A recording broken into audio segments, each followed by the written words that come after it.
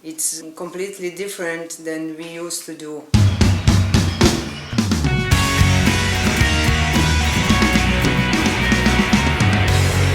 I actually think it was one of the most interesting exhibitions that I've seen here.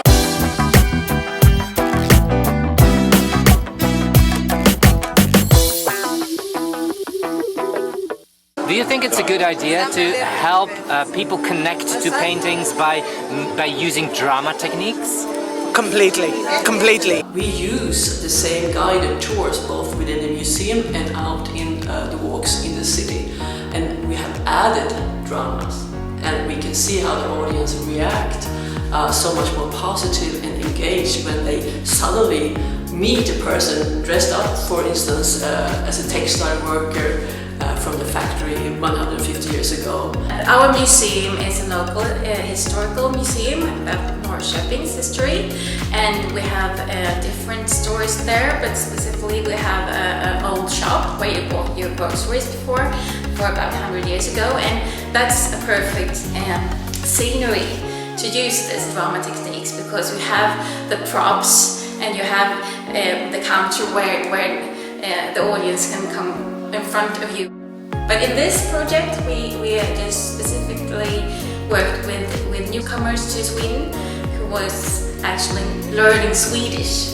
So we worked with more expressions, few words, but they could also feel things and taste things and smell things. We have these old streetcars, 1905, and the drama pedagogues jump on and off the streetcar dressed in different roles. Participants are sitting in the tram going through Norrköping and seeing the different buildings and hearing about the history, but also meeting these drama pedagogues dressed as historical persons. In some of our tours we give life to different historical people who have actually lived in Sweden, and the important part there is that we use their words, we use historical facts, so we give life to their words, and that's very powerful, because then the spectator gets to see this actual person and we say their words. Personal stories always gets to us.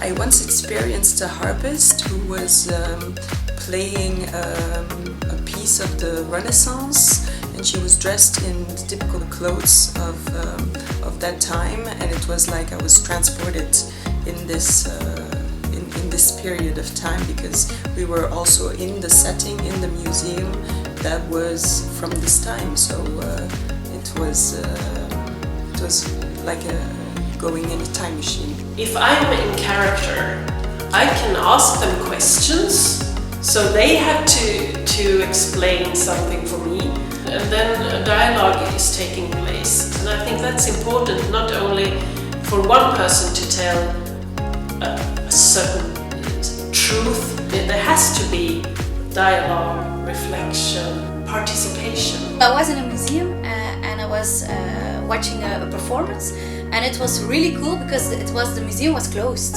So we were there with 20 people, and they put in drama lights, the theater lights in the museum. All the paintings look different, and then you hear music, and there were dancers, and it was a whole experience, and it was so cool to watch. We did an exercise where we had to be one of the people in the painting, for example, and then react as them, or maybe say something as them, which was really fun. Sometimes it was funny, sometimes it was serious, and so I think that just helps people to already interact and spend a little bit more time with the painting. So this one painting that was supposed to be representative of a song, it was not pointillism, but it was something, it was sort of Jackson Pollocky, where there was splatters, and it was sort of up to us to interpret it. And at first was a bit chaotic, if you will, and of course still finding, because we're a large group, but then to be honest, by the end it was actually like pretty beautiful and pretty harmonious.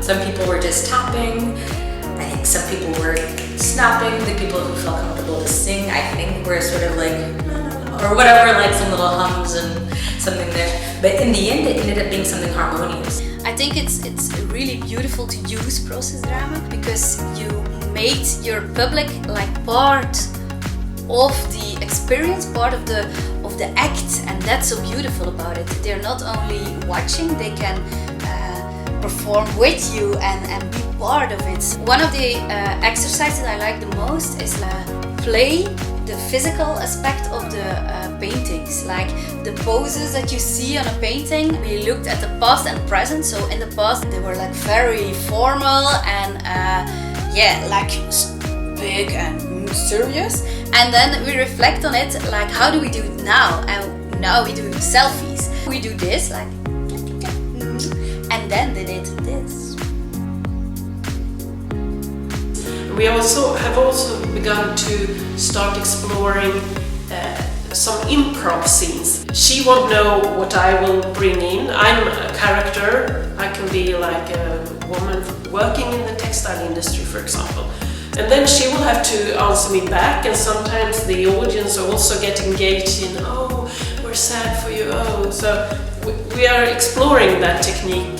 And those scenes can be very short, just a few minutes, and then I leave. And then my colleague can get on with her information and talking to the group. Improv is a powerful tool. When you talk about drama, a lot of people think about indeed actors, but there are also other ways to create a dramatic atmosphere, and that's what we did in one of our rooms. The room with the lockers and the showers is a really big space. There were like over 6,000 people working in the coal mine in shifts. Miners get dirty, so they had to wash themselves, so the mines built some shower rooms for them. The room with the baths and the showers were actually a space where the miners could communicate. We reenacted that sound of working showers, the sound of lockers which were slammed open and closed, the sound of Italians singing, and we put that in a soundscape of like 20 minutes, which gives an atmosphere of the space that they used to be. By putting sound into the space, we give the visitor the feeling of how it was.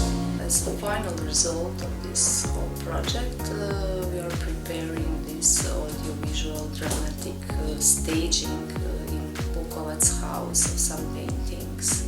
We use videos, audios, explanations of the paintings. Also, we have some actors. We made these translations to sign language for deaf people.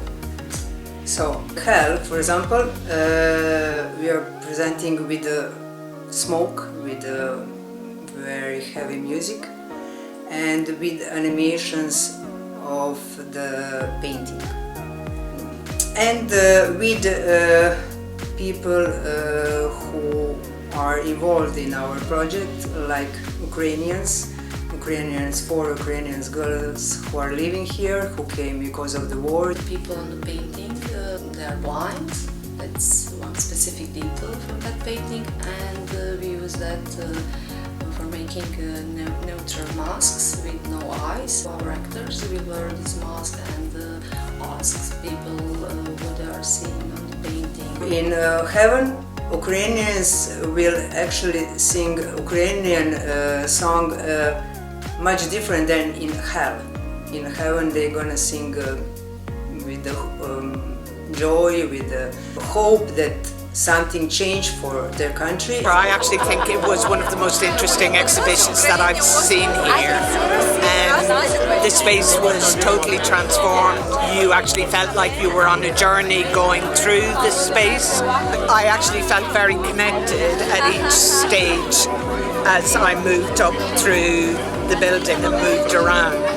I saw the hell, and it was so scary with screaming children, and I was like, oh, I want to go up. And then you have these angels and these white faces, and then you go up, and then it's like heaven with happy children and watermelons and chocolates and a lot of food. It's really nice. It wakes people up and you see things differently.